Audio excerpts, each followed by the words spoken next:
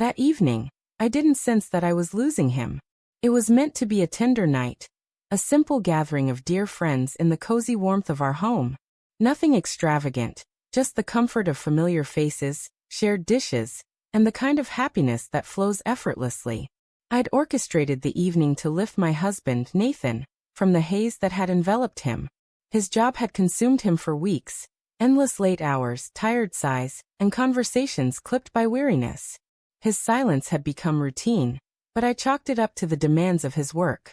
I believed a night of warmth and camaraderie might draw him back to the life waiting beyond his relentless responsibilities. Our home glowed softly, with candles casting gentle flickers across the walls. A playlist of calming tunes wove through the air, blending with the clatter of glasses and ripples of laughter. Everything seemed perfectly aligned, the kind of evening that envelopes you in ease. Guests moved freely between the dining area and the living room, their stories spilling out naturally. Someone mentioned Nathan's infamous battle with a flat-pack coffee table, a tale that always sparked chuckles. I leaned into the moment, playfully amplifying his muttered frustrations, and the triumphant instant he secured the final screw. The room erupted in laughter, and it felt like a dam had burst. Friends joined in, tossing out light-hearted jabs about Nathan's quirks, his shoes perpetually scattered in the hallway, his habit of talking to our dog as if it were a child. We all laughed, perhaps too eagerly, swept up in the joy of it. I thought it was all harmless, a playful exchange meant to uplift. Occasionally, I glanced at Nathan. He sat quietly, nursing a drink, a faint smile touching his lips but never warming his eyes. He didn't join the banter or offer his own stories. I assumed he was simply drained, burdened by the weight of his job.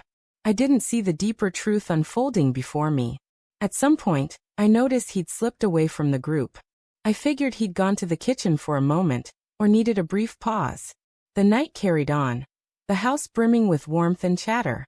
But as guests began to depart, their farewells echoing through the rooms, I realized Nathan hadn't returned. I checked our bedroom, my stomach tightening when I saw his wallet, keys, and phone were gone. A wave of panic rose, but I tamped it down, convincing myself he just needed a moment to clear his head. He'd return, he always had. But that night he didn't.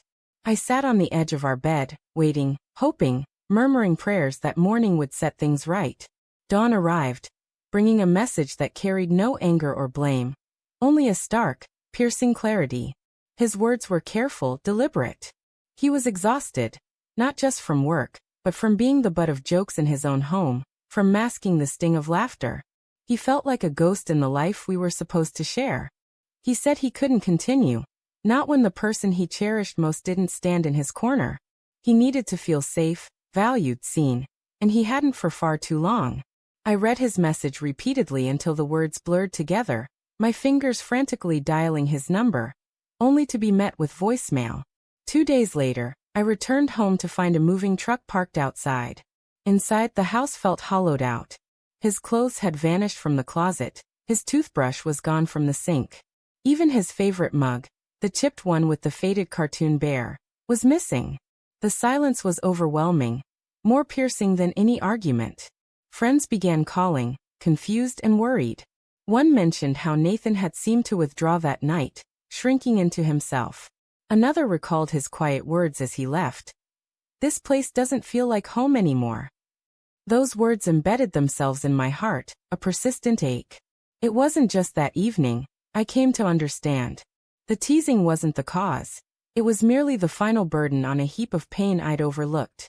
I wrote him a letter, not a quick text or email, but pages brimming with my remorse, my apologies, my desperate plea for another chance. My hands shook as I poured my soul into every word. He never responded. Weeks turned into months. And then an envelope arrived, cold and formal. No note, just divorce papers. I signed them alone, sitting on the couch where we'd once curled up together through snowstorms and spooky films. The house still held faint traces of him, but they faded, replaced by a heavy, unfamiliar stillness. Now, in rooms filled with laughter, I find myself searching for those who aren't smiling. I think of Nathan. How he loved me quietly, steadfastly, without needing to be the focal point. How I failed to reflect that devotion. How I joined in the laughter when I should have been listening. How I spoke over him when I should have spoken up for him. Some wounds don't scream. They whisper, and I missed his until it was too late.